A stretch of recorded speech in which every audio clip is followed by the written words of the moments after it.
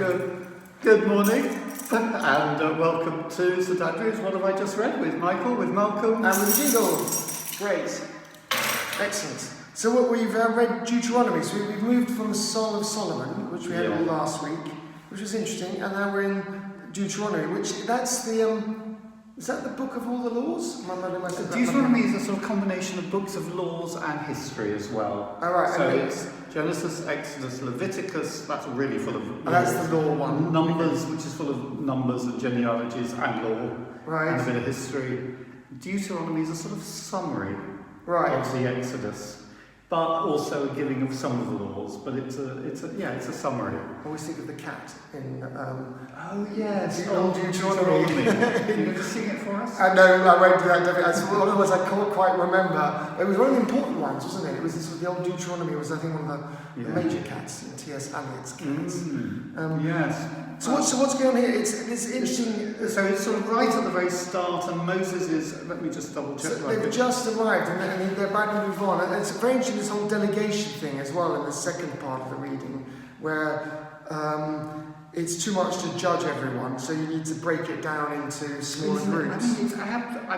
Reading through this, you think this is so wise. Really. It is, it's absolutely the way he says to the people. He breaks it down. He says, "You judge." He says, "Don't be intimidated by anybody. Be impartial." But if their cases are too difficult for you, maybe it's too big a person who's come to you, pass it on to me.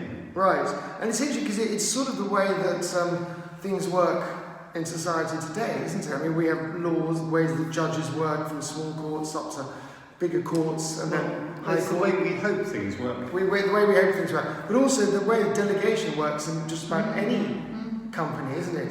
There's always lots of smaller groups at the bottom, and then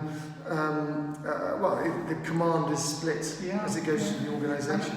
But also the command: give the members of your community a fair hearing, judge rightly between one person and another, whether citizen or resident alien. Yes, that was good. As a resident alien, I am very grateful for that. Exactly. That struck a chord with me as well.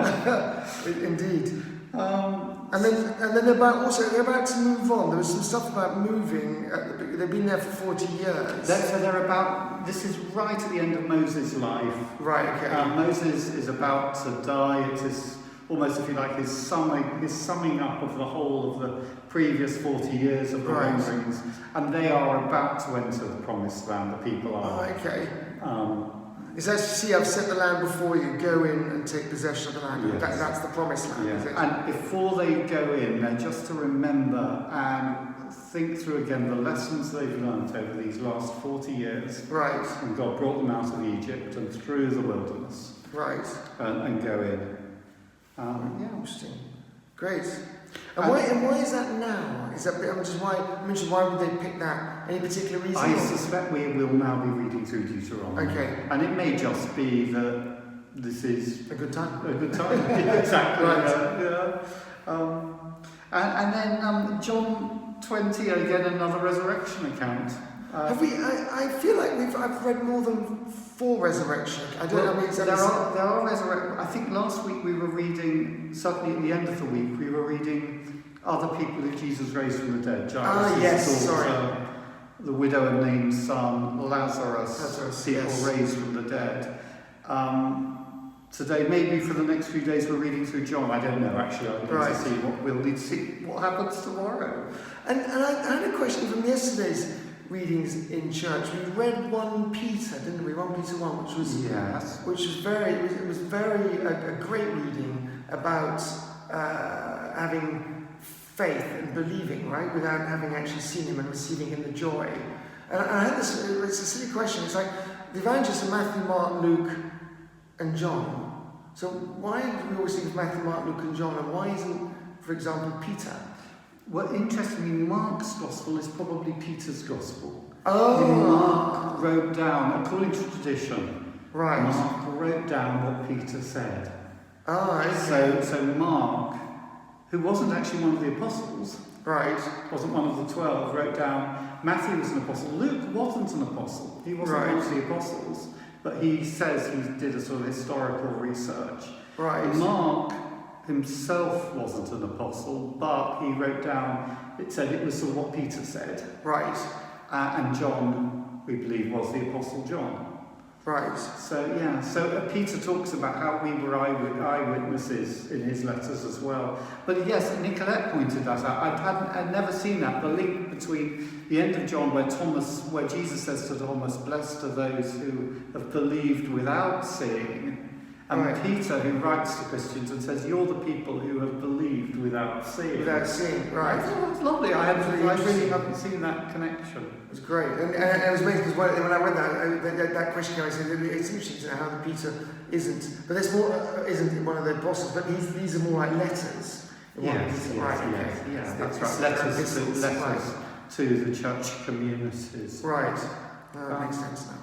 Yes. And yes, in this John 20, I think we've had this 2 or 3 times in the last week or so. But great passage, great passage, and I love the way how, Peter charges on, he gets to the tomb, but no, who gets first? The tomb. The other guy gets first. The other guy, that's right. John gets the tomb first. You tend to think of him as a younger, running faster. He looks out. Peter just blusters in. Peter still doesn't get it, but John does get it. Right.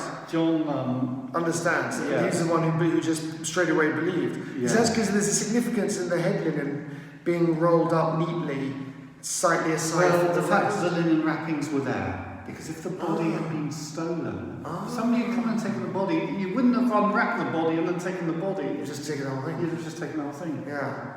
Right. So that was why it was so important for him. Interesting. Yeah. Great. Of course, it's good to have it again because we've had 2 Easters, haven't we? Kind of. We have. Yeah. I was up at 4 o'clock yesterday morning.